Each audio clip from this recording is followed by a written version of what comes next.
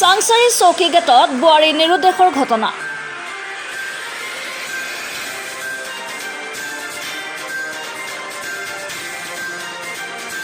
কামৰূপৰ চাংচাৰীৰ সমীপৱৰ্তী চৌকী গেটত সংঘটিত হৈছে বোৱাৰী নিৰুদ্দেশৰ ঘটনা।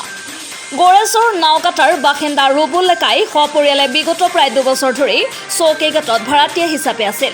যোৱা 15 মাৰ্চ তাৰিখে ৰুবুল ডেকাৰ পত্নী 2 বছৰীয়া পুত্ৰ সন্তানৰ মাতৃ মনীষা ডেকাই ওচৰৰে আত্মীয়ৰ ঘৰত যাওঁ বুলি ওলাই গৈছিল, কিন্তু বহু পলম হোৱাত মনীষা উভতি নহাত স্বামী ৰুবুলে বিচাৰ খোচাৰ কৰিলে যদিও পত্নীৰ কোনো সন্ধান উলিয়াব নোৱাৰিলে।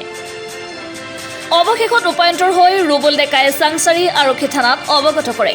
কোনো লোকে মহিলাগৰাকীৰ কিবা সম্ভেদ পালে 7896941411 এই নম্বৰত যোগাযোগ কৰিবলৈ পৰিয়ালৰ লোকে অনুৰোধ জনাইছে। কিমান দিন হ'ল নহয় ঠিক 6 দিন হৈ গ'ল।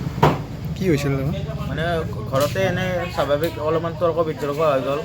হৈ যোৱাৰ পাছত তাৰমানে তাই এতিয়া মানে দাদাকৰ ঘৰত আহা বুলি কৈছিল। তাৰপিছত ফোন কৰিলোঁ, তাই 3-4 জেগাত বিজি হৈছিল। তাৰপিছত ক'ত বিজি হৈছে মই নাজানো।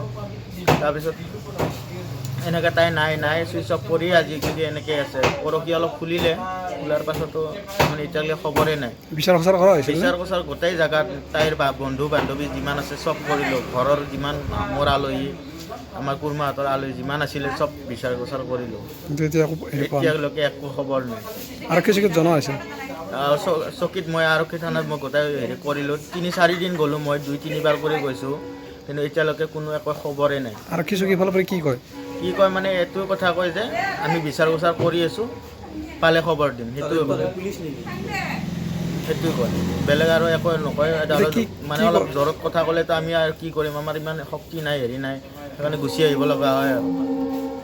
য'তেই নাথাকক কিয় তাই মানে সোনকালে গুচি আহিলে ভাল হ'ব, কাৰণ বাবুটো বহুত বেজাৰ কৰি থাকে, বহুত বিচাৰি থাকে তাইক।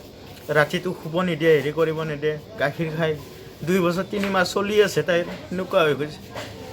মই কি কৰিম, গাড়ী চলাম নে চলিকে ৰাখিম, এনেকুৱা হৈ গৈছে।